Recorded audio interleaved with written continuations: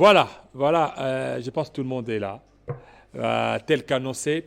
63 ans après, qu'a fait l'élite congolaise en République démocratique du Congo? 63 ans, c'est l'âge de la maturité. 63 ans, c'est l'âge de la responsabilité. Nous allons essayer d'analyser avec des jeunes. Des jeunes, il y a d'autres qui vont nous rejoindre au cours de ces tranches spéciales Lipanda, spéciale indépendance. Durand Mwongo, bienvenue. Merci, monsieur. Vous êtes jeune, vous êtes Kabila Mbele, c'est ça? 2023, oui. 2023. Oui. Christophe Massala, UDPS. Bien sûr. Vous avez réussi. Merci. Durant les 4 ans de votre règne, vous avez réussi. Largement positif. Le bilan, vous savez que quand bien même nous avons trouvé les pays au 4e ciel. Et 4e ciel. Et ciel où on a enterré les pays, mais durant 4 ans. Vous avez enterré les pays alors que vous avez trouvé les pays avec la réserve que Joseph Kabila a laissée, avec une armée très structurée, professionnelle. Alors, vous avez enterré où? Bon, la réserve qu'on a fait chanter tout au long de son départ. Avec une stabilité bien maîtrisée.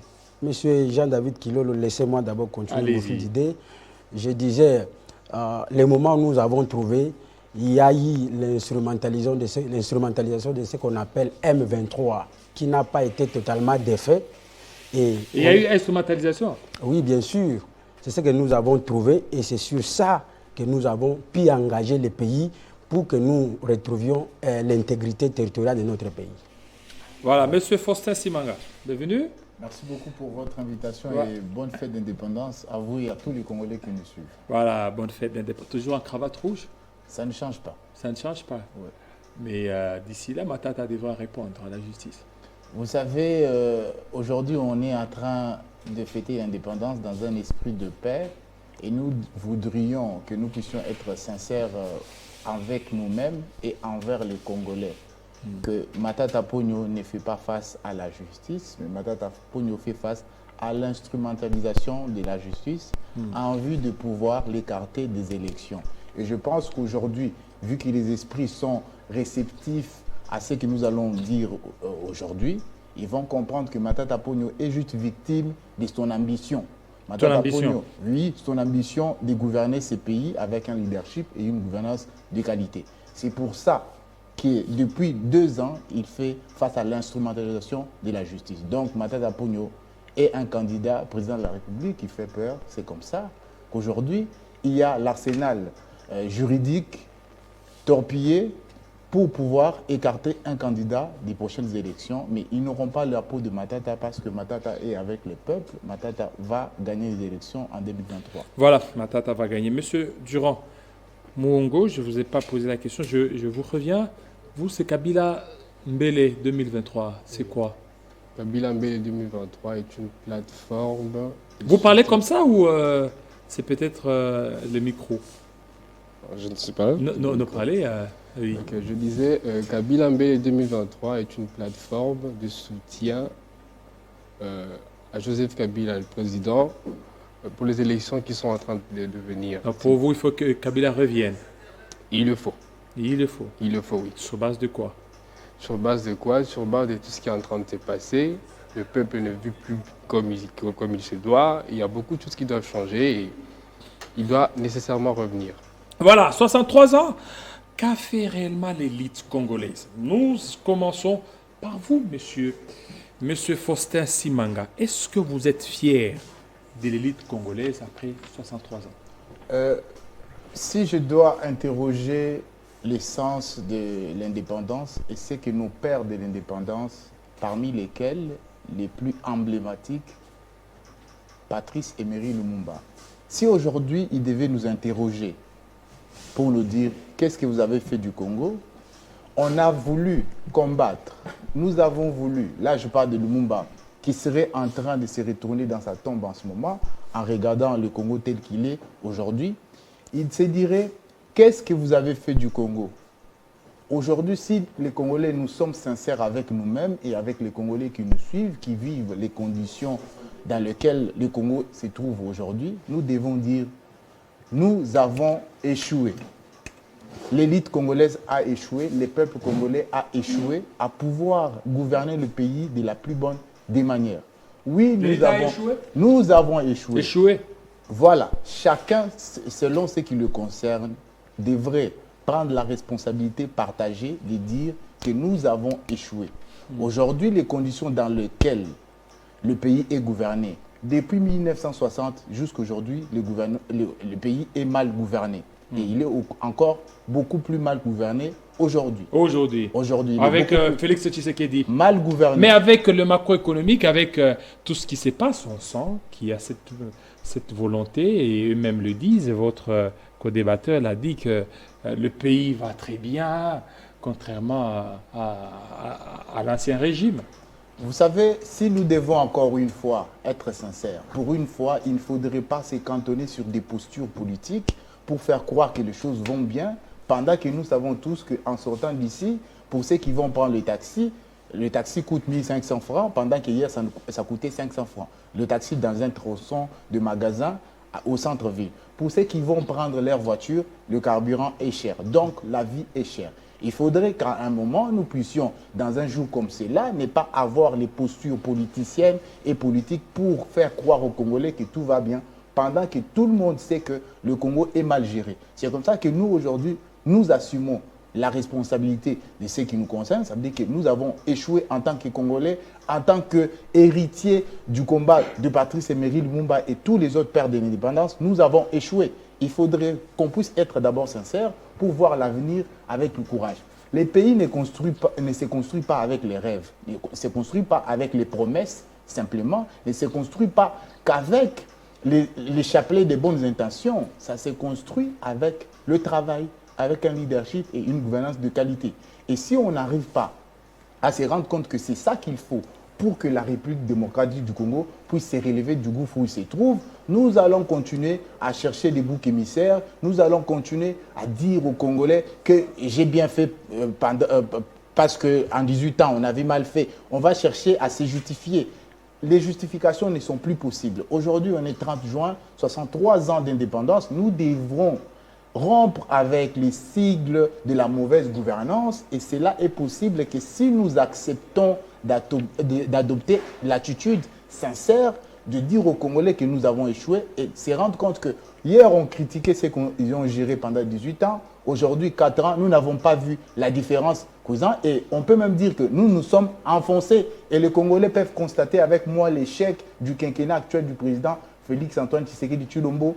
Et si il est sincère et que tous ses soutiens sont sincères, ils vont reculer, décider de pouvoir dire avec nous que le Congo, nous avons échoué, nous n'avons pas honoré Patrice Emery Lumumba, nous n'avons pas honoré nos pères d'indépendance. Voilà, Monsieur Christophe Massala, vous avez suivi votre co-débatteur.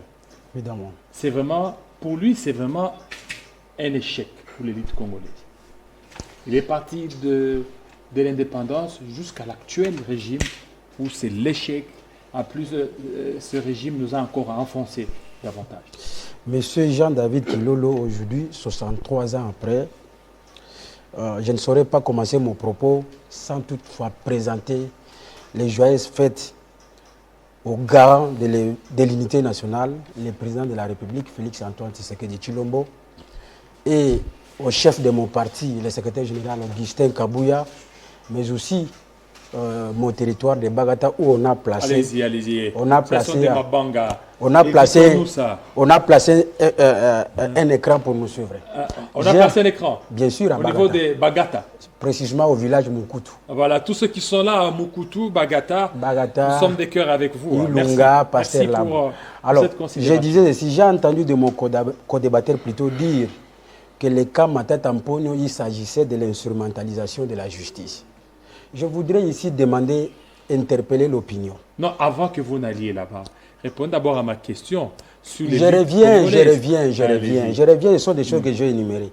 Que Matata Mponyo faisait il fait peur. Fait peur, tout ça. Mais j'ai dit ceci, pour un homme sincère, quelqu'un qui a été dans un pays africain ici, qu'il est venu affronter la justice congolaise, même si on l'interpellait dans un, je dirais, tribunal de paix, pourquoi de ne pas répondre calmement pour donner aux Congolais la lumière? Tu as répondu à toutes les invitations. Permettre. Mais Il n'y a aucune invitation, il a séché. J'ai dit ceci. Aujourd'hui, la Cour constitutionnelle a déclaré qu'il était capable de pouvoir examiner les cas Mada Tamponio. Et Mada Tamponio s'est victimisé en disant parce qu'il était candidat président de la République ou quand l'affaire a commencé, où on a levé ses immunités, lui n'était pas encore déclaré. Mais il envoie ses acolytes à lui pour faire, je dirais, des raccordements frauduleux en disant que parce qu'il est candidat président de la République. Ça, c'est le premier fait. Le deuxième fait, il reconnaît que l'élite a échoué. Même son patron qu'il chante aujourd'hui, qu'il a fait pendant son mandat, qu'il a réussi, il a stabilisé, il a fait ceci, pendant que le projet des 1000 écoles qu'il a initié, on ne voit pas. Le projet qu'il a initié à Maluku ici, on voit l'université à Maniema. Vous voyez, il y a tant de choses comme ça. Mais je ne veux pas tomber sur son pied en disant que Félix Tshisekedi a échoué, tout ça. Je vous dis aujourd'hui, Félix Tshisekedi, avec l'état dans lequel il a trouvé ces pays. Dans quel état?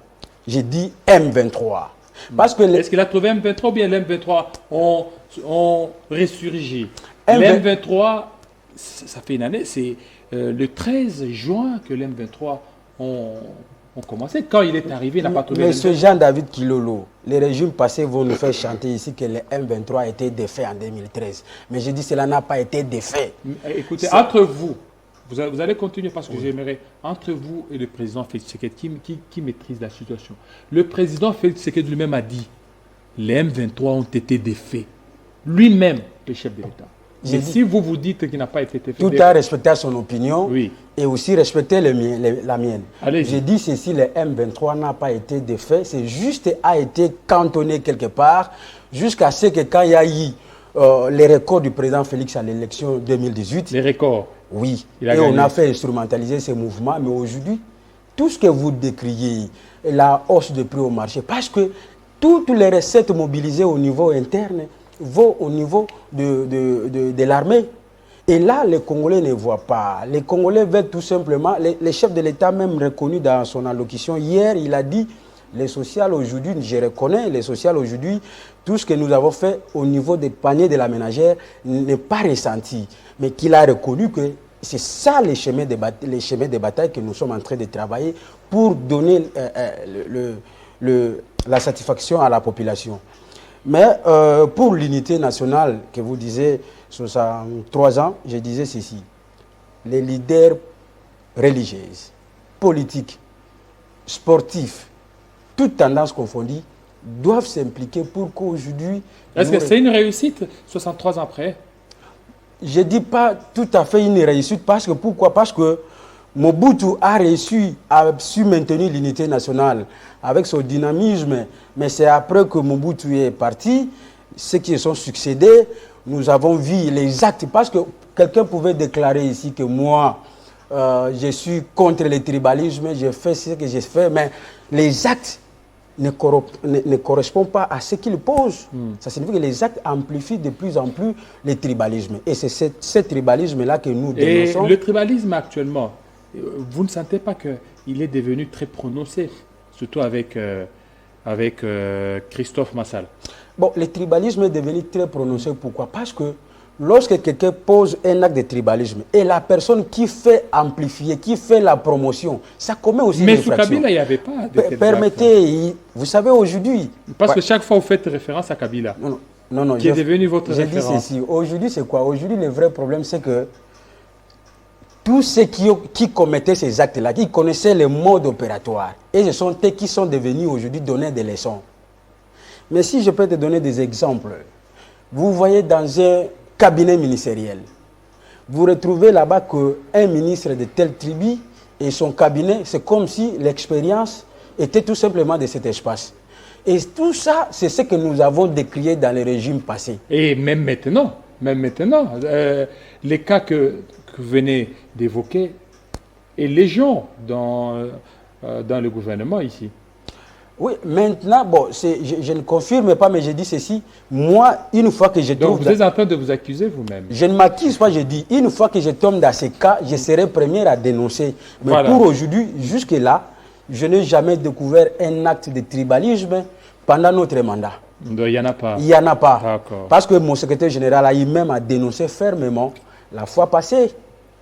Et bien qu'il y ait eu beaucoup d'interprétations, mais j'ai dit, chez nous, nous luttons contre le tribalisme. Voilà, vous luttez contre le tribalisme. Donc pour vous, ce n'est pas un échec. 63 ans après, tout est bien. J'ai dit 63 ans après, Mobutu a su maintenir l'unité nationale. Mais ceux qui ont succédé jusqu'à ce que... Laurent Désiré. J'ai dit très bien, je reconnais ici. Donc, à Mobutu. Ceux qui suivent, c'est l'échec. Je reconnais à Mobutu. Ceux qui suivent, il y a M. Laurent Désiré Kabila, Joseph Kabila et aussi Félix Tshisekedi. Non, j'ai dit ceci, je reconnais à Laurent Désiré, plutôt à Joseph Mobutu, et ce que l'actuel président Félix Antoine Tshisekedi Tshilombo est en train de recadrer, parce que nous avons trouvé ce pays. Voilà, merci. Étage de je vous reviens. Monsieur Durand, oui. Mwongo, oui. Une satisfaction ou un regret 63 ans après? Avant de me prononcer sur ce sujet, j'aimerais d'abord revenir sur ce que notre ami a dit par rapport au M23. J'aimerais le rappeler, avant de commencer, j'aimerais d'abord revenir en 2001, quand Joseph Kabila prend le pouvoir. Il y avait des armées étrangères ici. Sa première mission était de faire quoi? De chasser d'abord ces armées. On arrive en 2013, il n'y avait aucune armée qui était ici. Il n'y avait aucune guerre qui était ici. Et 2013 à 2019, il n'y avait aucune guerre, il n'y avait pas de 1-2-3, il n'y avait rien du tout. Le président Tshisekedi l'avait reconnu. Mais quand vous dites ici que le 1-2-3 existait depuis longtemps, je suis déçu quand vous dites cela. Alors, par rapport à ce qui est en train de se passer, par rapport aux 63 ans d'indépendance, je ne dirais pas totalement que c'est un échec parce que avant de quitter le pouvoir, le président Joseph Kabila a laissé le pays dans un envol. Il y avait d'abord l'armée qui occupait la 7e place en Afrique. Aujourd'hui, la place est perdue. Vous aviez beaucoup de choses sur le plan économique, beaucoup de choses qui ont été changées. Et le pays était déjà dans un envol. Malheureusement, quand vous arrivez au pouvoir, vous baissez le pays. En tout cas, je pense qu'avant de parler, avant de dire quelque chose, vous devez revenir dans l'histoire pour comment je dirais, pour vous informer. Voilà. Donc, aujourd'hui, 63 ans après, le pays... Je vais parler d'abord de ce qui... Je viens de parler de ce qui s'est passé. Mais quand quand vous arrivez au pouvoir, le pays descend, aujourd'hui, nous avons quoi? Aujourd'hui, nous avons plus de 6 armées sur les territoires congolais. Aujourd'hui, nous avons l'armée ougandaise qui est là depuis 2 ans dans les territoires congolais. Tous les fondamentaux de la sécurité perdus. Même la position, comme je viens de le dire, la position la 8e position de l'armée perdue. Et vous dites que le président a réussi en quoi? Parce que comme notre confrère l'a dit, la vie est chère. Kinshasa est devenir vivant, pas seulement Kinshasa.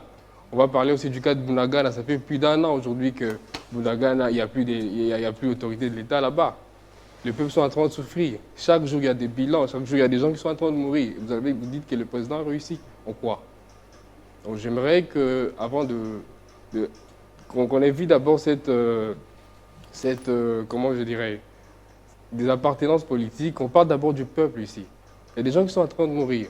Il y a des camps de déplacés à l'Est qui sont remplis de gens, qui sont en train de mourir de faim, qui sont en train de mourir, ils n'ont pas de toilettes, ils n'ont pas d'eau potable.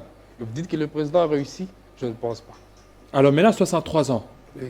Par rapport à l'élite congolaise, c'est une satisfaction? Je ne dirais pas aussi que c'est une satisfaction, mais je pense que le pays connaissait déjà un envol. C'est comme je venais de l'évoquer ici. Le pays connaissait déjà un envol. C'est vrai que quand le président Joseph Kabila arrive au pouvoir, il y avait beaucoup de choses. Il fallait établir une constitution. Il fallait beaucoup de choses. Et avant de laisser le pouvoir, il laisse déjà le pays dans un envol. Et quand vous dites que le président n'en a rien laissé, moi je vais vous dire que le président a laissé beaucoup de choses. Le président Joseph Kabila vous laisse de l'argent. Il vous laisse le code minier, qui aujourd'hui nous sentons que l'argent est en train d'entrer parce qu'il y a un code minier qui est en train de fonctionner. Il y a beaucoup de choses, il y a le code des assurances. Il y a beaucoup de choses que le président vous laisse, mais aujourd'hui, cet argent va où? On nous parle de budget, on nous parle de beaucoup d'argent, je ne sais pas tout ça, mais ça va où précisément? Parce qu'on ne sent pas ce qui est en train de se passer, on ne sent pas cet argent sur le marché congolais. Voilà. Monsieur M. Fiston Simanga, 63 ans après, nous voulons quand même aller étape par étape. Prenons d'abord, parce qu'on va aller secteur par secteur, on va prendre 2 ou 3 secteurs importants, sous le plan économique. Parce que sur le plan économique, votre ami vous a indexé. Il dit, si vous dites que c'était un échec, c'est que même Matata Ponyo, tout ce qu'il a fait d'économie, c'est aussi un échec. Alors que vous aviez vanté les cadres macroéconomiques, vous avez vanté la stabilité de taux de dollar. Vous avez vanté beaucoup de choses sur le plan économique, mais 63 ans après, on n'arrive pas certainement à se retrouver. Vous n'avez qu'à voir, l'économie congolaise est détenue par les étrangers, les banques n'en parlent même pas, ce sont les Kenyans et les autres. 63 ans, économiquement, où est-ce qu'on en est? Mais vous savez, comme je l'ai dit dans mon propos d'introduction, la réponse que nous devons donner à 60 ans d'indépendance, ce ne sont pas des justifications. Sur ces plateaux aujourd'hui, je vais faire trêve de réponse à ce qu'on va appeler débat. Nous sommes venus sur ces plateaux pour analyser notre pays 63 ans après. Vous comprenez? Chacun, selon sa responsabilité, a la part de l'échec ou des réussites de tout ce que nous avons pu obtenir pendant 63 ans.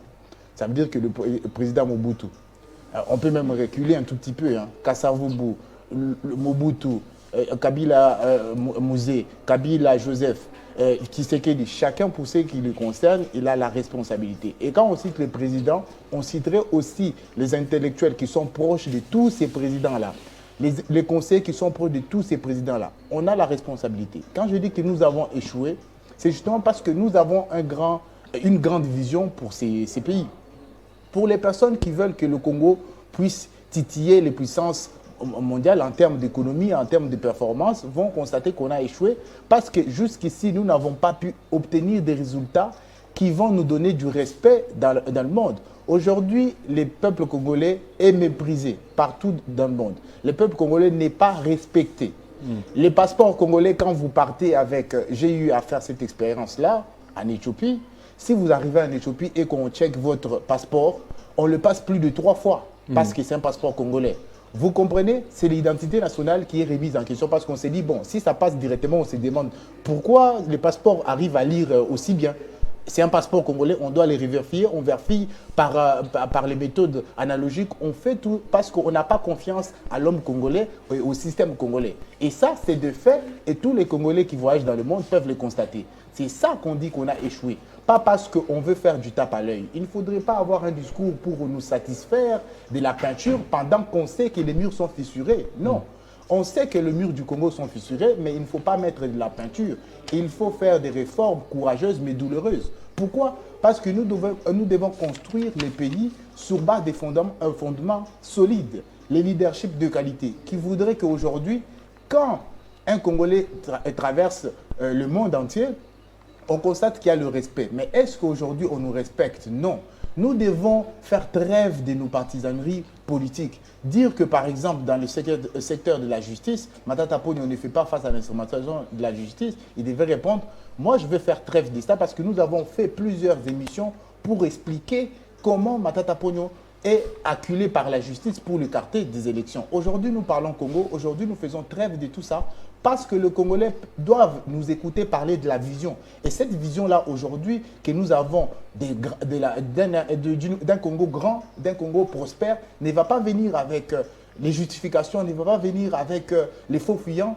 Ce Congo-là va venir avec une volonté d'établir un leadership et une gouvernance de qualité. Vous nous avez posé la question du secteur économique. Les Congolais, en 1960, vivaient mieux qu'aujourd'hui. En 1960, l'économie était à un niveau où il n'est pas aujourd'hui. L'économie est florissante. Voilà. Et ça veut dire que si nous avons voulu l'indépendance avec nos pères de l'indépendance, les justifications par rapport à cette époque-là pourraient être comprises aujourd'hui. Les pères d'indépendance ont souffert. Nos grands-parents, nos parents ont souffert dans des conditions que nous, aujourd'hui, nous n'avons pas. Les mains coupées. Tout ça, nous ne pouvons pas dire qu'après avoir réclamé et voulu l'indépendance dans ces conditions-là, que ce que le peuple congolais a fait de 1960 jusqu'à aujourd'hui est satisfaisant. Non. Aujourd'hui, 30 juin, je ne dirais pas que c'est satisfaisant parce que nous avons la volonté de voir le Congo ne pas être dans ces conditions où nous sommes. Nous ne pouvons pas nous contenter de nous dire aujourd'hui que nous avons construit autant d'écoles, nous avons construit autant de... Ceci parce que quand on regarde le Congo dans son grand ensemble, nous ne sommes pas satisfaits. Et si on a une grande vision pour ces pays, nous allons admettre avec nous aujourd'hui, et tous les Congolais sont d'accord, que les pays dans des conditions compliquées. L'économie est par terre, quasiment. On nous avait promis par le pouvoir actuel beaucoup de choses. Et je ne veux pas aller aujourd'hui sur ces schémas-là, parce que nous allons répéter et répéter le débat et les dialogues de sourds, parce que nous allons vouloir camper sur nos positions politiques. Nous interrogeons avec sincérité, et les Congolais sont d'accord avec moi, que 63 ans après, l'élite congolaise et tous les Congolais, chacun de nous a échoué. Et si nous regardons nos parcelles au coin de nos avenues, quand on n'a pas la capacité de balayer, si l'État ne vient pas, nous avons échoué. Si on voit sur les avenues, on prend les bouteilles d'eau, on boit et on jette par terre, nous avons échoué. Si nous regardons, on entre dans l'état cibus en se précipitant, nous avons échoué. Chacun pour ce qui le concerne, à tous les niveaux, nous avons échoué. Nous devons aujourd'hui nous dire la vérité en tant que Congolais, parce que nous avons écouté beaucoup de choses. Quand je viendrai au pouvoir, je vais faire ceci. Quand je viendrai au pouvoir, je vais faire cela. Nous devons avoir la sincérité de reconnaître que le peuple congolais ne nous suit plus, parce que nous avons échoué, déficit du leadership et de gouvernance de qualité. Voilà, monsieur Christophe Massala, votre co-débatteur a parlé que l'économie est par terre, l'élite congolaise a échoué. Et sur le plan économique, il a parlé les billets d'avion. On nous a tant chanté ici, mais actuellement, les billets d'avion, ce n'est pas le montant qui a été dit. Et aujourd'hui, la situation économique est vraiment précaire. Alors, votre réaction par rapport à ça? Oui, 63 ans après. Oui, monsieur Jean-David Kilolo. Je vais d'abord commencer par un recadrage parce que j'ai fait face à des co-débatteurs qui... Co-débatteur. Oui, bien sûr. Allez-y, Donc, allez-y. Ici, le problème, c'est quoi? C'est que on ne s'attaque pas trop. Hein? C'est-à-dire qu'on parle d'abord de l'élite congolaise. Bien sûr. Et puis, il y aura un moment où... bien sûr, je reviens parce que ça risque... Les Congolais risquent de prendre... Par rapport à vos... Les Congolais risquent de prendre... vos appartenances les Congolais risquent de prendre comme tel, notre ami a déclaré, que où va l'argent que Joseph Kabila a laissé pendant son départ. Je disais ceci. Évaluer les budgets alloués à l'armée depuis que Kabila était là et maintenant. L'effort de guerre, évaluer les montants, vous allez comprendre que c'est le jour et la nuit. Et qu'est-ce que l'armée a fait? Sous Kabila, l'M23 a été défait. Et ici, quelle guerre avez-vous gagné?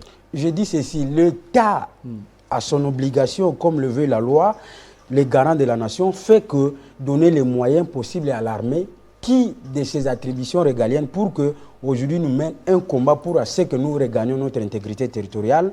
C'est pourquoi j'ai dit les moyens à l'époque où les régimes mettaient et actuellement c'est le jour et la nuit. La gratuité de l'enseignement, vous n'allez pas contredire ici que votre fils, votre petit frère étudie gratuitement à l'école primaire. C'est là où vont les moyens que tu demandes. J'ai entendu encore mon co-débatteur dire qu'on sait que les murs sont fissurés. J'ai dit ceci, le président de la République l'a reconnu que les murs sont fissurés à partir du moment où nous avons pris le pouvoir. Mais nous sommes dans le processus de réparation. Des murs. Des murs qui ont été fissurés par... Et de repeindre. Je dis la réparation, ça veut dire que nous sommes en train de prendre... Je prends l'exemple de l'économie où vous avez posé la question.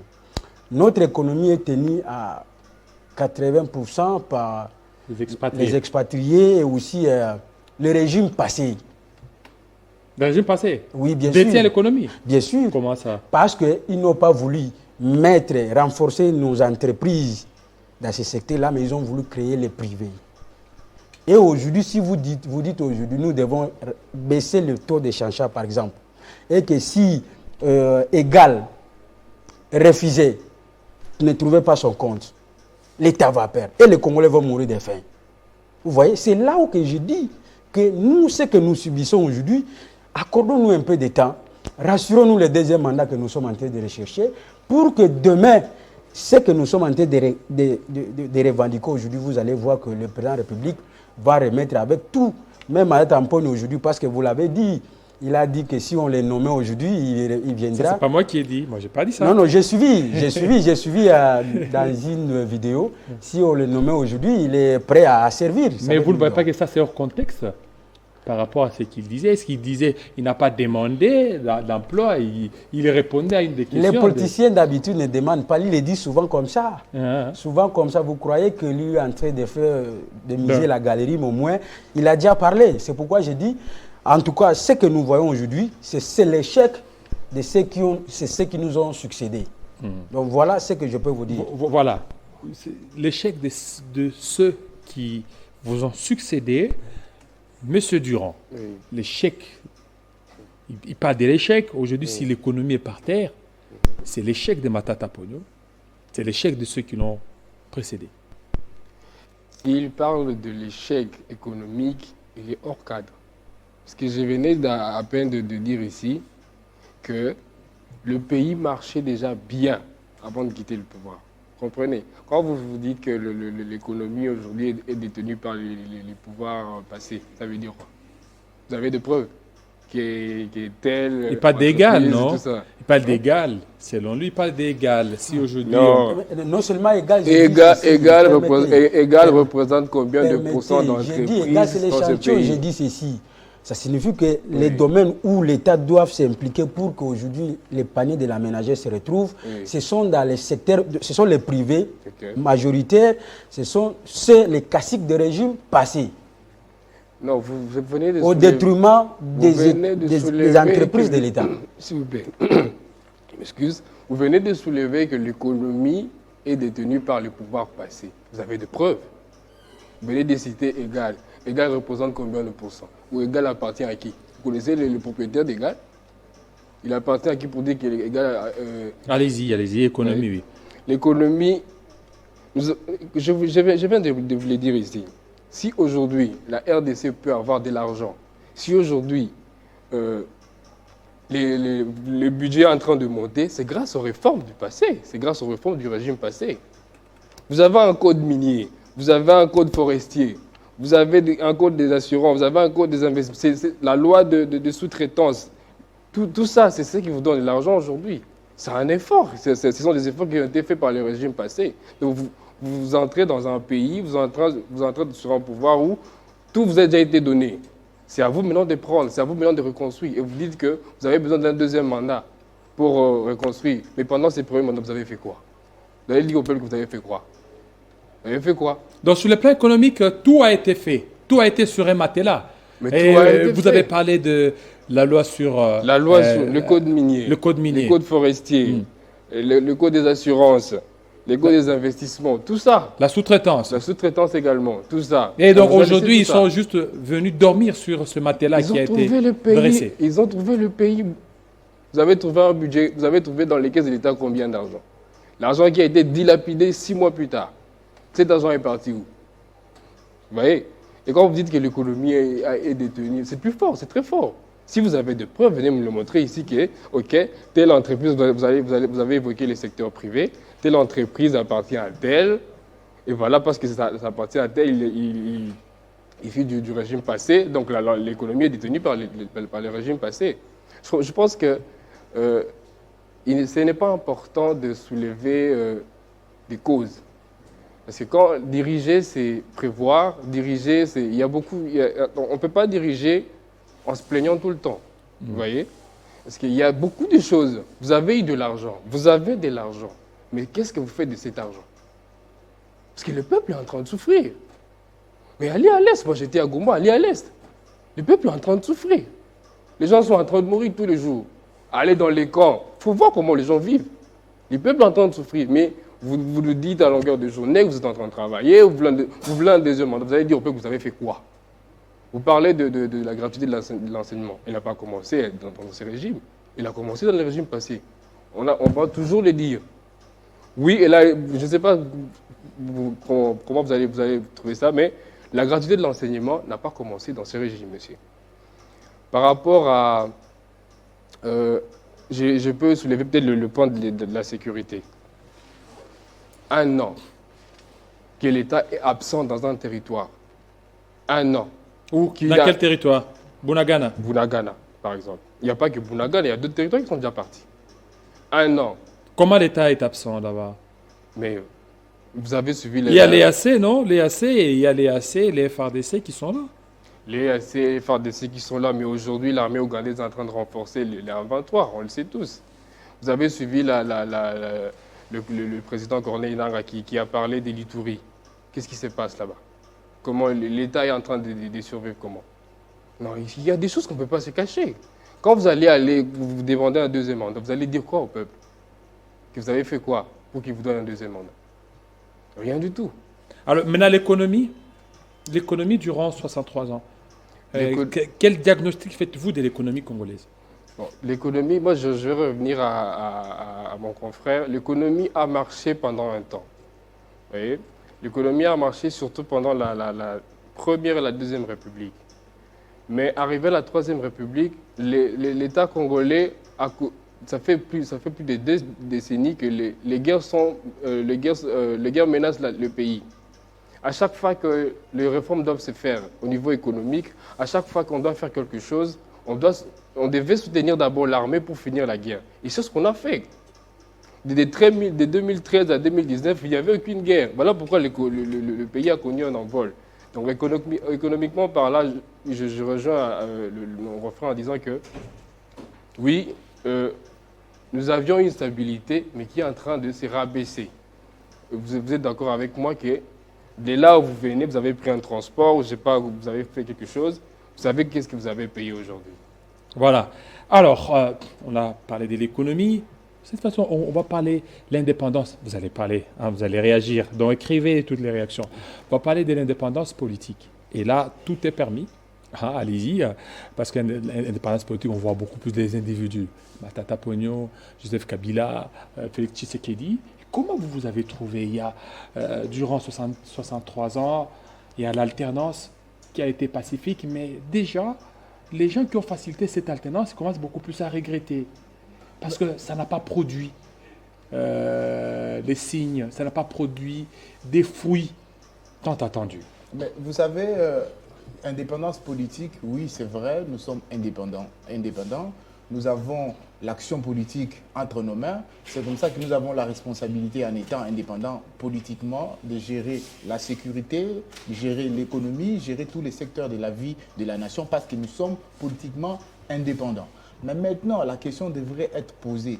Comment nous utilisons cette indépendance politique, en interne, tout comme à l'externe? L'indépendance politique aujourd'hui, en interne, surtout sur cette période, il y a une certaine volonté d'écarter les candidats, une certaine volonté de pouvoir créer des boucs émissaires.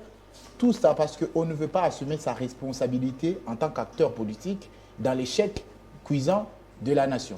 Vous remarquez que nous avons acquis beaucoup de choses en 63 ans en termes politiques.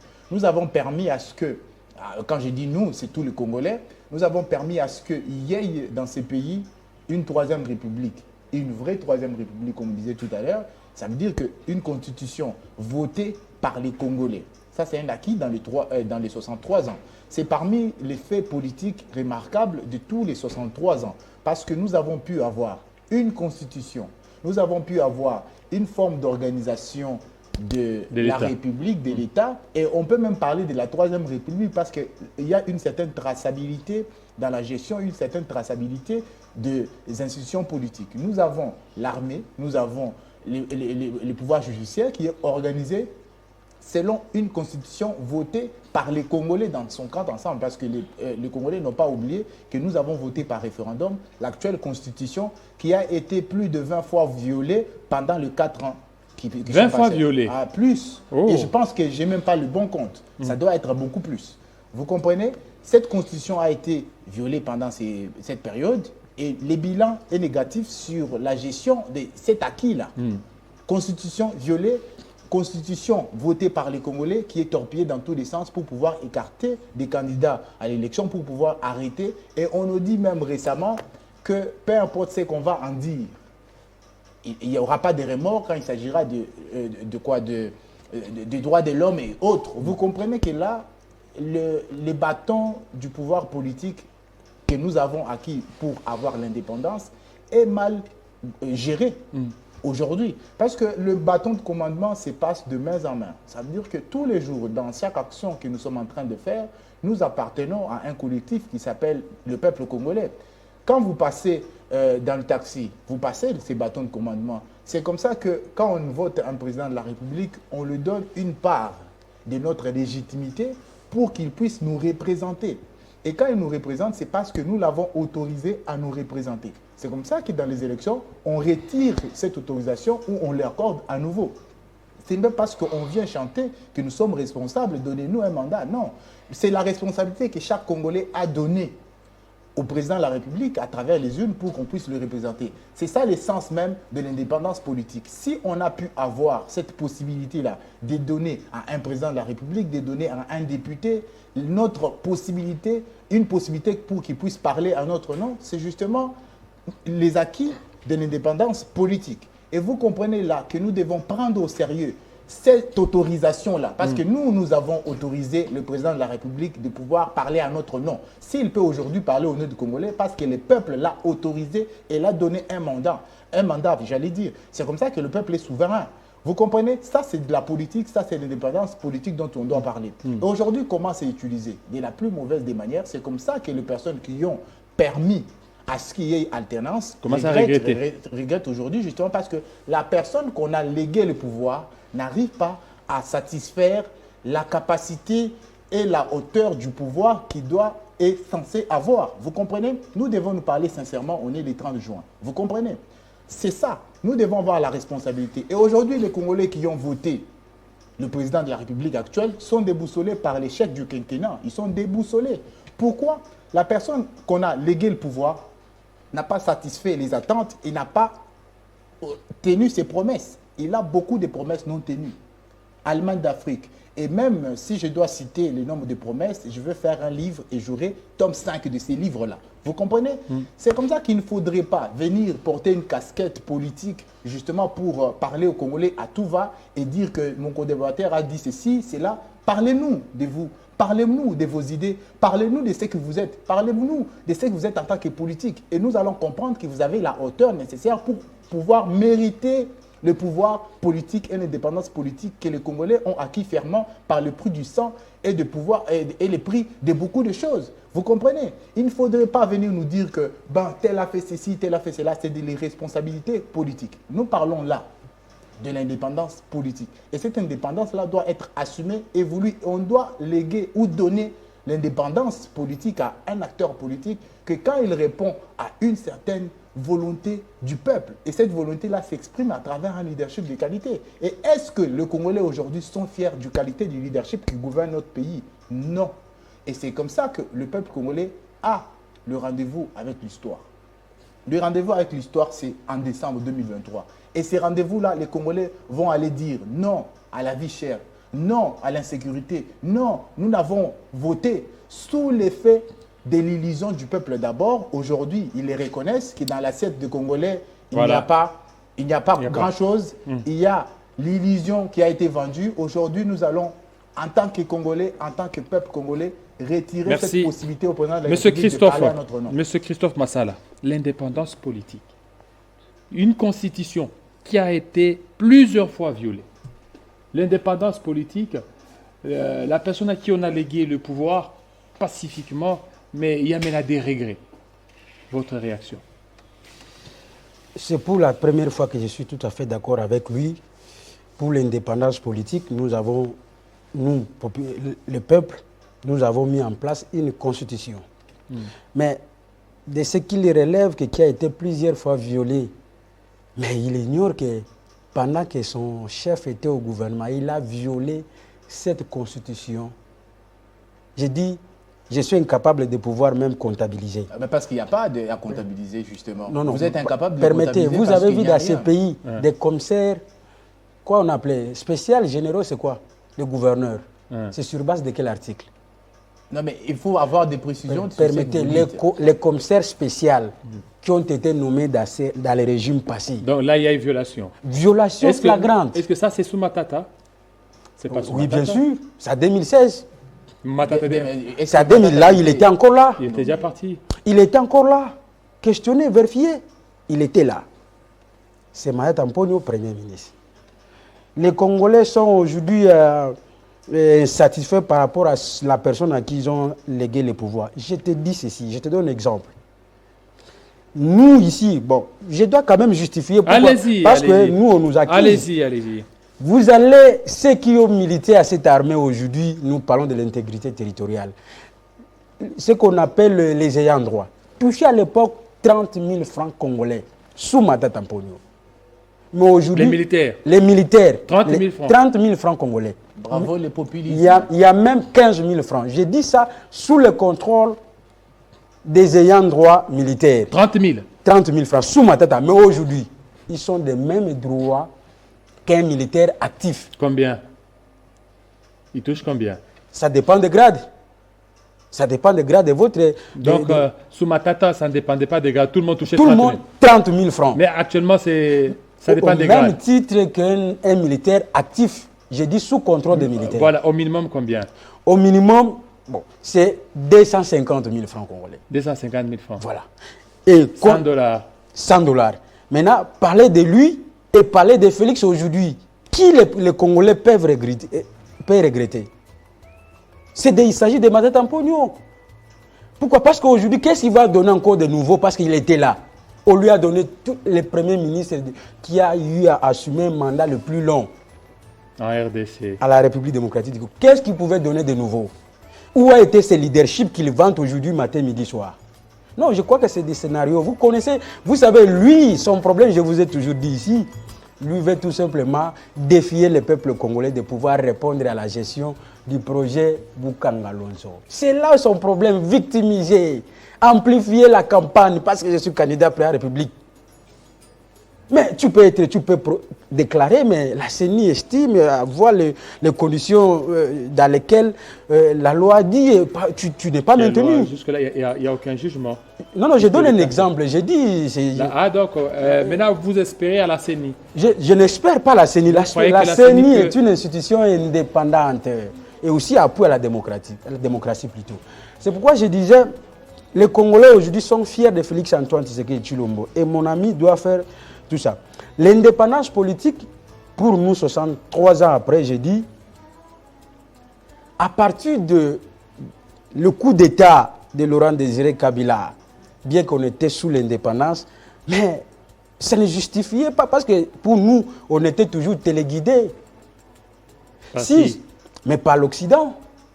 Par quel mécanisme Joseph Kabila est venu se retrouver au pouvoir? Il était où? Comment il est sorti? Mais si on pouvait parler de l'indépendance politique, c'est pendant son exercice, seulement la Constitution et en 2018 où les Congolais ont voté massivement le président de la République. C'est là où nous avons joui de notre indépendance politique. Ils ont voté pour le président Félix-Antoine Tshisekedi Tshilombo. Mais F. Bazaïba remet ça en doute. F. Bazaïba, en tout cas, je me réserve le droit de pouvoir parler d'elle parce que... Mais elle a dit la vérité. Elle a dit la vérité, mais c'est le contraire. Quand il tient des propos, comme quand il fait ses discours, à qui il reconnaît comme président de la République. Non, il dit, s'il suit Tshisekedi, ce n'est pas patriotisme, pas l'amour de la patrie, mais pas parce qu'il a gagné les élections. Donc on dit tout, c'est contradictoire. Est-ce que lui pouvait nous démontrer, Bazaïba c'était un éminent avocat, s'il déclare, ça veut dire qu'elle détienne des preuves qui démontrent à ce que le président de la République n'était pas voté. Et ça aussi, c'est pour peut-être créer sa mort politique. Oui, bien sûr, parce que les Congolais, vous savez que le président de la République a comme circonscription électorale la République démocratique du Congo. Et donc, même son territoire peut l'haïr. Vous voyez? Voilà, ça peut l'haïr. Monsieur Faustin, Monsieur Durand Mwongo, par rapport à l'indépendance politique, je pense que ça c'est le dernier tour de table, puis chacun de nous va donner un dernier mot pour terminer. Voilà, allez-y. Merci. Par rapport à l'indépendance politique, je pense que on a perdu cette indépendance politique. On a perdu l'indépendance politique. On l'a perdu. Pourquoi je dis ça?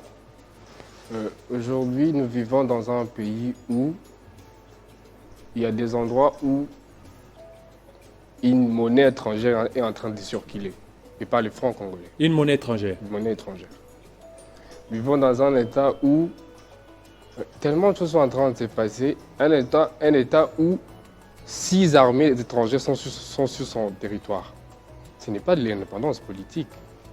Nous vivons dans un État où on nous parle d'un état de siège. Jamais dans le monde, je n'ai entendu parler d'un état de siège qui a fait 2 ans. Jamais. Et cet état de siège, les partis qui sont gérés par l'armée, ce sont les partis les plus touchés. C'est quoi le bilan de cet état de siège? Et vous voulez parler de l'indépendance politique? Il n'y a pas d'indépendance politique. On doit parler de... c'est que les Congolais doivent savoir aujourd'hui, c'est ce qui est en train de se passer. Et il y a les regrets par rapport à la passation civilisée de pouvoir. Ouais, c'est un regret. Il y a un regret. Je vais souligner ici nous avions donné un pays qui avait déjà tout, mais qui a déjà perdu tout. Vous comprenez? Il y a un regret. Aujourd'hui, on ne va pas se mentir, la RDC est en train de partir. La RDC est en train de partir. Parce que si l'État ne veut pas contrôler des territoires, mais on parle de quelle indépendance politique? Voilà, merci beaucoup. Alors, juste quelques secondes, parce qu'on termine d'ici là, ça sera la minute info en langue. Quelques secondes, je vous donne 30 secondes, et puis on va terminer. Faustin Simanga, 30 secondes, indépendance, 63 ans après. En tout cas, encore une fois, bonne fête d'indépendance, très chers Congolais.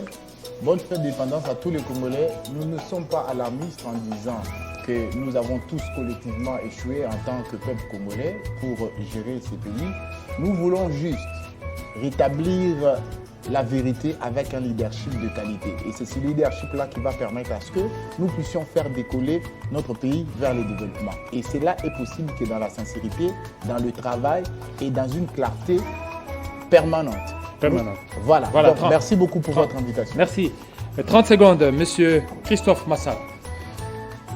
Bonne fête de l'indépendance à toute la population congolaise, particulièrement celle de la province du Kwilu, où vous savez, le président de la République a même abordé des questions liées aux élections. Et pour relever tout ce que nous avons décrié ici, c'est parce qu'il y a ceux-là ont échoué pendant les régimes passés. Mais Félix-Antoine Tshisekedi va faire ses hommes où nous sommes partie prenante aux élections, nous gêne. Ça veut dire que pour éclairer et réparer ce que les LGD et les autres ont embrouillé. Merci, monsieur Durand Mwongo. 30 secondes pour terminer. Merci. Pour cette indépendance, je n'ai qu'un seul message à donner au peuple. Soyons du bon côté de l'histoire. Soyons du côté du peuple qui est en train de souffrir. Côté des lieux sacrés. Bien sûr. Soyons du côté du peuple qui est en train de souffrir. Soyons du côté de la résistance. Le peuple est en train de souffrir. La résistance, c'est quoi? C'est s'allier à ce peuple qui est en train de périr tous les jours. C'est s'allier à cette souffrance que le peuple vit tous les jours.